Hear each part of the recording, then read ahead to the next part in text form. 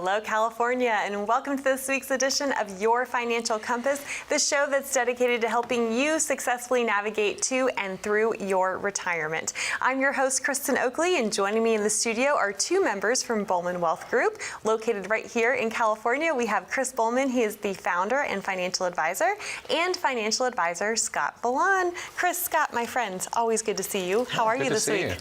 I was just waiting for you to do or say something, and then I'd respond to it. The last time he waved, but this time he didn't do anything, and I don't have anything to say. Well, no, that's not true. I'm just going to walk up the set.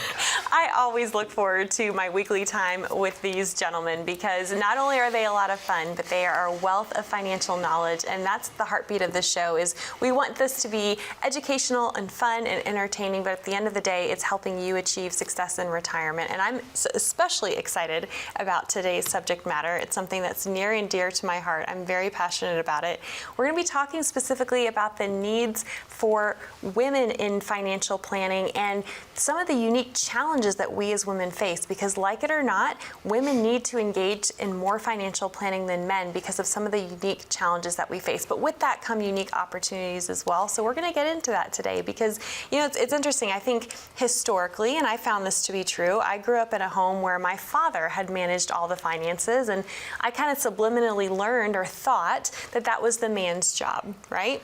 And so I just assumed that one day I would get married and that person, my husband, would handle everything. Well, come to find out, the man that I married, he grew up in a household where his mother had managed all the finances, and he had spent his single years going, I can't wait to get married so I can just pass this off to my wife. But thankfully around that time was when I got into this industry and was able to learn so much. And I spent a good part of the first part of my career traveling nationwide, specifically presenting to women and for women about financial planning topics that they needed to be aware about. So this is going to be a great conversation. It is, and we should probably just ask you the questions if you want to hand us those scripts, and we'll hand you these. Well, the shows are unscripted. We have notes, but I never know what these two are going to say. So I'm especially curious to have this conversation with you. And this is a show Chris and I talked about. We're passionate about, but we want to tread carefully. So we're going to defer certain things. But yes, I want to start off by saying 70% of the people in our office are female. Yes. You know, and and Alyssa, who works here, helps with the show, said most of the time it is the man's fault with the finances. So she said that. She did say that. I don't know if I disagree with her. Well, but on a serious note, you all really do esteem women, and I'm curious, what would you say sets Bulman Wealth Group apart in this space of financial planning specifically for women? Because I know you have a lot of female clients. Yeah, I would say, number one, we listen, and we look at and talk to the female in any meeting. You know, we've heard so many complaints over the years of, you know, a couple goes in and the advisor doesn't even look at the woman; they just look at the man. And I mean, I think that's so silly. It's the decisions are made together. There's always, not always, but a lot of times differing views on things. So I really I try to say things in different ways to pull out the feelings from both the husband and the wife without getting them into an argument sometimes. But you really do what you can to pull the information out, give multiple different scenarios. What if we did this? Do you like, you know, more safety or more risk? And a lot of times the answer is different. You know, I like just like that, or I like more risk, or I like more safety. But I will say, statistics are going to say one thing, but we see it all. We have some clients come in, just like you said, where I have some of my favorite clients over time that I would go, back in the old days I used to do house calls, and I would sit there and we would spend the first 30 minutes just talking about their kids and their grandkids. And then the husband would get up and go to the other room, get on his computer, and he always had a new MacBook Pro or something that he was just, I don't know, looking at the news on. How you doing? You know who I'm talking about. But then the wife would, she would stay there and we would do all the financial planning. We would look at the returns, we would look at taxation, we would look at maneuvers and moves that we need to make for the coming year, but he didn't want to have any part in that. So even though the statistics will say that, you know, more men do X and more women do Y, you know, whatever it might be, we see it all. For sure. Well, go ahead. I was going to say, speaking of the stats, don't kill the messenger, because these are just the stats that we saw, but it kind of goes along with what we're saying. Traditionally, right or wrong, probably more wrong, as you said, a lot of times the woman has taken the back seat, and the stats say 16% of women take the lead in these kind of things. 49% leave it to the spouse. And I'm sure, as our friend Alyssa referenced, it's probably the guy just screwing it up, not allowing them to.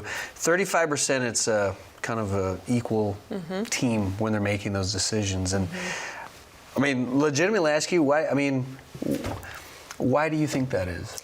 So I think, well, it's interesting because typically in any marriage or any partner relationship, right, you have different strengths, different weaknesses. I know that growing up, I internalized, for example, I hated math. I was not very good at math, right? So finance to me equaled math. I didn't realize that there's this whole other world of finance that didn't even have to deal with the math. And so I felt stupid, and I don't like not knowing things. And it was really frustrating to grow up in our country and get a great education, but not receive financial education. This is not stuff that they teach us in schools, right? So I don't ever like to feel like an idiot. And my first experience with financial planning was in my early 20s. I wanted to learn, and so I tried to work with a financial advisor. I didn't know who to talk to. We did that whole show on acronyms last week. I didn't understand any of that acronyms. I didn't know like the kind of person I should be looking for. So I ended up meeting with this gentleman, and I don't believe he was a bad person at all. But knowing what I know now, he worked for a big box corporate firm. He was trying to push a certain product on me, and I left that meeting. I didn't understand anything he was talking about. He asked me a bunch of questions I didn't know the answer to. I left feeling really stupid, and I remember just being so frustrated by that experience and going, why don't they teach us the stuff that we need to know, right? So that coupled with somehow internalizing that this was a man's role really, messed with me, but it actually ended up fueling my passion to then go into this industry and become a financial educator. So yeah, it's interesting. And both sides of the coin, right? As we said, a lot of these gender roles are now kind of blown out of the water. We're seeing a lot more women who are the breadwinners in their families, who are making the bulk of the purchasing decisions. And I would like to share, before we wrap up this first segment, one really good piece of news for us as women. Did you know that studies consistently show that female investors outperform men? It's true. The stats show that. So I'd like to get your take on why you think that is. That's probably the first stat we've referenced that's incorrect. Excuse me. I'm kidding. If my wife's watching, that's a joke. All right, go ahead. Sorry. If your wife's watching, she's not watching. That wasn't funny. Honest. She's not watching. Not watching. She's busy managing your household finances. So the statistics are interesting. There's a lot of big studies by big firms, Fidelity, Motley Fool, Vanguard, Charles Schwab, and others, including big universities and news organizations. They're always doing these studies. Men are more prone to excessive trading than women. Yes. And when you do more trading, that is usually more losing. Trading of funds? Trading of funds, stocks, trading, equities, right? and things like that. I wasn't sure you meant by trading. Yeah, so it's so when you do more excessive trading, it's not fantasy football. It is you're more likely to make moves when you shouldn't. Right. Women are proven to be more buy and hold, have a plan, stick to it. And that equals more success. Yes. So yes, to your point, there is, I hope I answered that question. That is one of the biggest reasons that women are more successful in investing. Absolutely. And really, at the end of the day, that can all be summed up by one word, and that word is commitment. Now, does anyone out there, or anyone surprised that women might be better at commitment than men? Whoa! Right? That's a different show. But No, I'm not trying to male bash here, but to your point, there are always, a lot of times, men who are doing that day trading, they're looking for the next hot thing, right? And they're trying to jump, and they're looking at shiny object syndrome, and so as a result, they end up losing more money. The stats show that. So yeah. Well, and on that note, 60% of men check their investment portfolios once a week. Only about 40% of women do that. Another stat that you'll like is, again, Alyssa, we mention her a lot because she's fun, but younger generations of women are investing at a higher rate than younger generations of men. Yes. Usually by about 3 years ahead of the well, let's call them boys because we mature slower too, right? So I was going to say, technically, scientifically, they mature slower. so they invest about 3 years earlier. So I do think that we're going to see a switch in the trend over, the next 20, 30 years. Yep, for sure. Well, when we come back, we are definitely going to need to talk about some of the challenges that we as women face and why we need to often engage in more financial planning than men. But what would you say to a woman who's watching right now going, I don't know if I should take these guys seriously? I would say call Kristen. No. So all jokes aside, because we do take it seriously, we have a passion for working with women because, but Chris said this earlier, we're willing to listen. because that's the point. We're trying to help you, and we want to hear what you have to say. And a lot of the times the women have the right ideas, and we're just trying to help facilitate that. So if you're a woman and that is you, or your woman is like, a man did it for many years and I'm ready to take the reins, give us a call and we'll be happy to chat. You can call the number below. We'll set up a complimentary financial compass review, walk through these things and see if we can offer some value. Absolutely. Scott, Chris, thank you so much. And what I love is I know that no woman will ever feel patronized coming into the office of Bulman Wealth Group. You're going to be celebrated and appreciated. You're going to meet some of the other wonderful women that work there, and they're going to be there to help and serve you. So again, that number to call is on the bottom of your screen, 888-970-4685. You're also welcome to take out your smartphone. You can simply open up that camera app, point and click and scan that QR code down in the bottom right-hand corner of your screen. That will take you over to a landing page, ask you a few short, simple questions, and then a member of the team from Bulman Wealth Group will reach out to connect with you to schedule your complimentary visit that way as well. When we come back, we've talked about some of the good news for us as women. We need to look at some of the not so good news. And even if you're watching and you're not a woman, but you have a woman in your life that you love, a mother, a daughter, a sister, an aunt, a friend, you're not going to want to miss what we have to share next. Stay with us.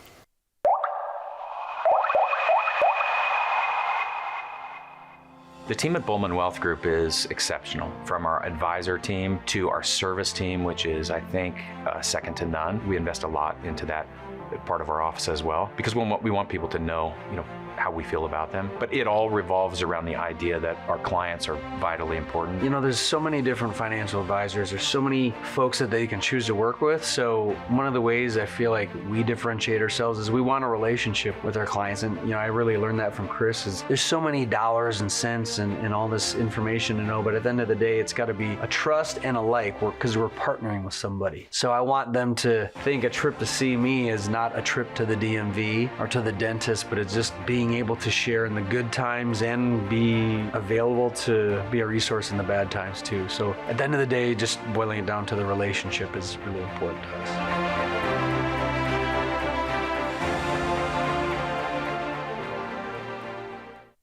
Welcome back, California. You're watching Your Financial Compass, brought to you by the team of Bulman Wealth Group. I'm your host, Kristen Oakley, and here in the studio with me, we have Chris Bulman and Scott Vlahon, and a very lively conversation we are having today about all things financial planning, specifically for women. This is a topic I know that I'm very passionate about. And, I love how you esteem women. You are there to support women, because the reality is that we as women have several unique challenges that we face in the financial planning space. So let's talk about some of those now.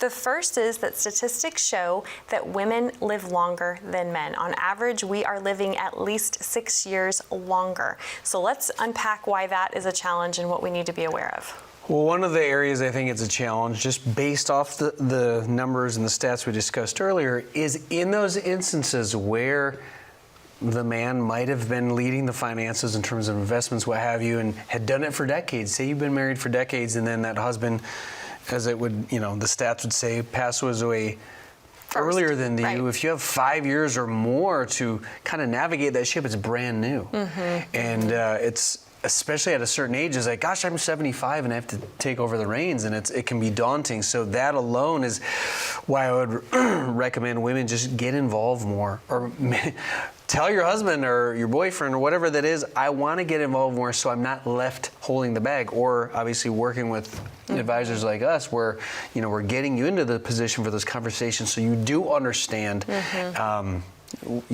that instance were to come to pass. Yeah, and just to tag on to that topic, a lot of our clients, if the husband is in charge of the finances, one of the most important things that we try to do is include both spouses in the conversations every meeting, develop the relationship so that, because we know the statistics, the male is more likely to pass away first, and we want that surviving spouse to feel completely comfortable with us. They're not calling a 1-800 number. They're not calling some advisor they've never met with. They've been in meetings now with us for years, and they know that we're going to take care of them just like we always have. We have staff that helps call the phone numbers, take care of the paperwork, pensions, social security, whatever they need help with. We're there to help with that. And I think it doesn't just start, once a woman is on her own. It starts all the way back, and working together and getting comfortable with an advisor. And we've seen a lot of instances over the years where say this situation has happened where the husband passed or there's a divorce, and the woman's like, I'm looking for an advisor now because I was stuck with the guy he liked for years and I didn't like the guy and you never listened to me or talked to me, and so that happens too. For sure.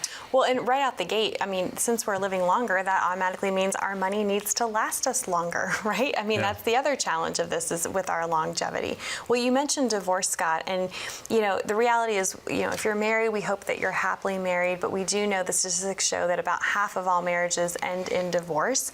And when it comes time to divide up the assets, you can only cut in half what you know is there. So talk about that, how important it is to know where all the money is, because should you be facing that situation, a lot of women end up in dire straits as a result. Well, especially here in California, generally, as you said, it's getting split down the middle. So understanding what we've seen horror stories. I don't want to go too far in the details where a husband is trying to hide, or soon-to-be ex-husband is trying to hide certain assets because of that. But it's like, you're entitled to that. So if John Doe, your husband, has X amount, $1 million in his 401k or what have you, or retirement plans, there's something called a QDRO, a Qualified Domestic Relations Order.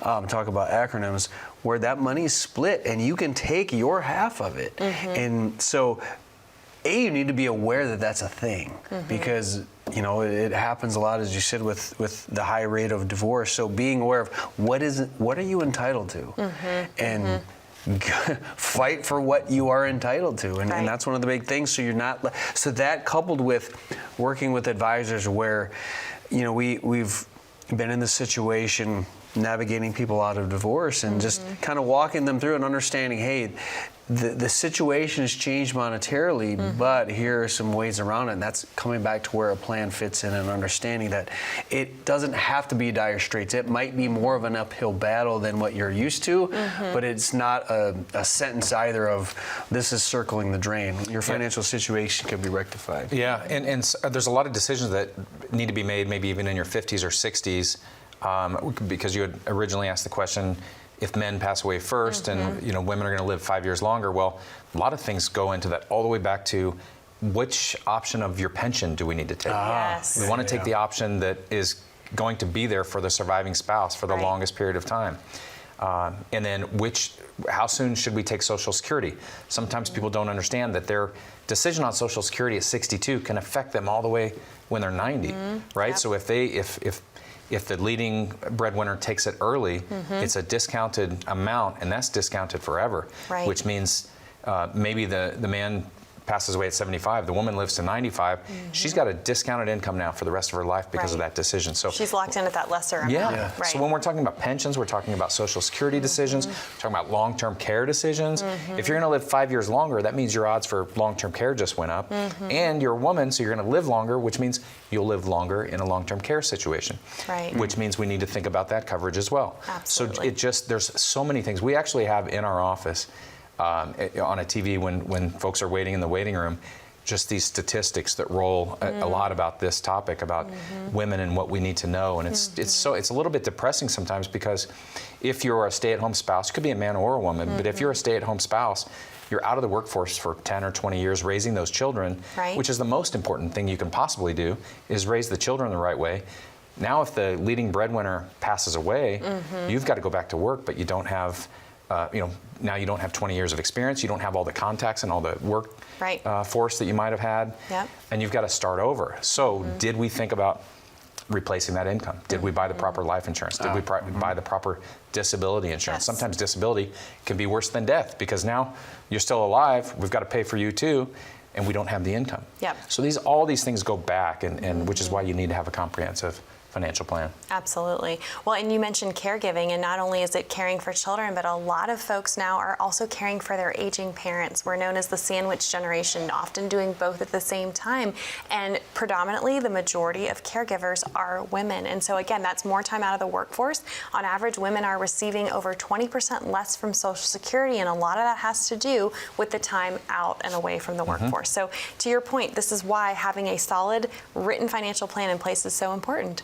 Yeah, and if you don't have a plan, or you have a plan that hasn't addressed these things, or you have a plan that hasn't been updated to change, to address things that have changed in your life, then I would say, call the number below. You can schedule a time to have a conversation with us, and we'll walk through these things and walk through the concerns and just hopefully add some clarity and potentially, a lot of value. But the point is, it all starts with a conversation, and we have that by scheduling the time, and we'll see if we can have a conversation and help out. Absolutely. Scott, Chris, thank you so much. To our viewers at home, that number to call if you want to have a conversation filled with compassion about your individual situation and what things you need to be doing in order to have a comprehensive, holistic financial plan in place for you. We encourage you, call that number on the bottom of your screen, 888-970-4685, or again, you're welcome to scan that QR code and that will get you connected as well. More on today's episode right after this.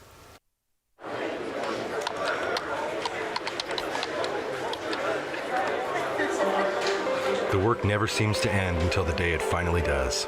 After nearly a lifetime on the job, you should be rewarded for all the time you spent working. Whether that's crossing off items on your bucket list, learning a new passion, or rekindling the love of an old one. After all, life isn't over when you stop working. It's the start of an all-new chapter. The one where you're the writer and you get to choose how your story will go. A way to achieve that is by having a clear financial plan to sustain your golden years. The biggest fear most retirees have is if they'll have enough money to maintain the lifestyle they've always enjoyed. Having a plan to help protect you against the curveballs life often throws will help to maintain your lifestyle. Call today to get your free written financial plan so you may live every day to the fullest and enjoy the retirement of your dreams. Welcome back to Your Financial Compass. I'm your host, Kristen Oakley, here with Chris Bulman and Scott Vlahon of Bulman Wealth Group. And we are having a very important conversation today about financial planning needs specifically for women, something that all three of us are passionate about. And even though we like to joke around and have a lot of fun on the show, we've already covered some of the serious side, if you will, of reasons why women often need to engage in more financial planning than men. We've talked about how we live longer, how often we are getting less from Social Security for time out of the workforce for caregiving. This is an interesting, timely conversation for our own family. I'm currently working through some things with my in-laws as they continue to age and trying to be helpful there. And estate planning is another thing that obviously is important for both men and women, but because the woman is often the one who is then going to be left with whatever estate plan has or has not been enacted, that can be a real challenge. And I know my sweet mother-in-law, she just always says, I don't understand this stuff, I don't know. And I keep wanting to say, Mama, it's okay. This is why you work with an expert. You don't have to be an expert in all these things. This is what you guys do day in and day out for folks, is help them navigate all the complexities. Yeah. And we've been referencing the financial end of things, but as you just brought up too, is having a trust, especially in California. It's so important to have a trust. And as we've referenced the stats of generally the man passes away first, we'll then say that wife is left and she might be around 5-10 more years, 15, 20. Who's going to take care of her? What if something happens? How is it addressed in the trust? If something happens where she's losing capacity to make decisions, what have you, we can't forget mom. Who's taking care of mom and helping her make those decisions, let alone financially, but on a healthcare end of things of, these are mom's wishes if she can't make her, decisions made anymore. And that's why having that trust in place, maybe you get it updated, say that the husband passes, but we cannot forget her in the context of this and making sure the trust is updated. Who's going to speak for her? What are her health decisions? And just maybe her beneficiary designations change, what have you, when the husband passes. But that's where having a trust, let alone all the other things about a trust, avoiding probate in California, but still taking care of mom's needs if she's not around or she's not able to due to some kind of dementia, what have you, for an example. Right. Yep. And planning for that longer time, because we know that we are living longer and longer for sure. I'm curious, Chris, when you first started this firm, and we've shared in previous episodes about how Bulman Wealth Group came to be, what would you say really sets you apart in this space of financial planning specifically for women? What sets us apart is the week that I started was 9/11, right? So we did nothing but watch the stock market drop and crash, and then hold people's hands as they walk through it. That's really what sets us apart. So when we look at, we don't want to see people lose their money. I mean, we don't want to see people drop 40%. The two biggest drops in the stock market were, in 08 and then back in the stock market crash of 1929. And then following right in there, 2000 to 2002 wasn't so great either. And so while I wasn't around, I know I'm looking more and more like it, in 1929, but we do have a lot of clients that survived through that, right? And so we know the worry and the stress that they went through. We don't want to see our clients go through that. We don't want to see our clients go through the worry and the stress that they might have gone through in the early 2000s or 2008. So what sets us apart is we build portfolios for growth, but also for protection. We have a big belief in our office that sometimes if you don't take a big step backwards, you don't need to take such a big step forward. And so if we just keep moving forward gracefully and taking care of the risk, things like that, which is really our goal, then that takes care of everything. And in regards to that, as you asked, how is that differentiated for women? As we said throughout the show, statistically, women take less risk with investing. And I think that's part of the reason they probably do better over time, because they're not taking returns, they're not always changing things. They're not always taking that step back. And as Chris just referenced, the majority of our clientele are older. They're not looking to take as much risk. So just going in, understanding what fits into those contours of, what a female investor is looking for, especially at a certain stage of life, and it's having less riskier investments and tools is right in the wheelhouse of things that we're used to. Well, because most women I speak with, they want financial security. They're not chasing gains. They're not chasing returns. It's not about how much can I make. It's, am I going to be okay? Do I have enough to last me throughout the rest of my life? I mean, that's really what it comes down to. Yeah, and it comes down to, like you said, security. We've got some clients that every time I talk to them, whether the market's up or down, the husband specifically tells me, I'm not bothered by the stock market. I know it's going to do what it's going to do. Right. But every time you have a meeting with us, my wife sleeps better for the next couple of months till we talk again. And that's, I think that encapsulates what we do is just staying in touch, informing. We never shy away, as he mentioned in another episode. We don't run when the market's down. We're still calling our clients and meeting and explaining what's going on. Exactly. And we love it. We love working with people. Well, your dedication to educating, empowering your clients, and also just providing compassion and a safe place to have these hard conversations, I would add, is something that definitely sets you guys apart. Well, Chris, Scott, thank you so much. To our viewers at home, again, if you would like your own complimentary financial compass review, maybe you've never even started this financial planning process, this is the place to start. 888-970-4685. We appreciate you watching, and we look forward to being back with you next week.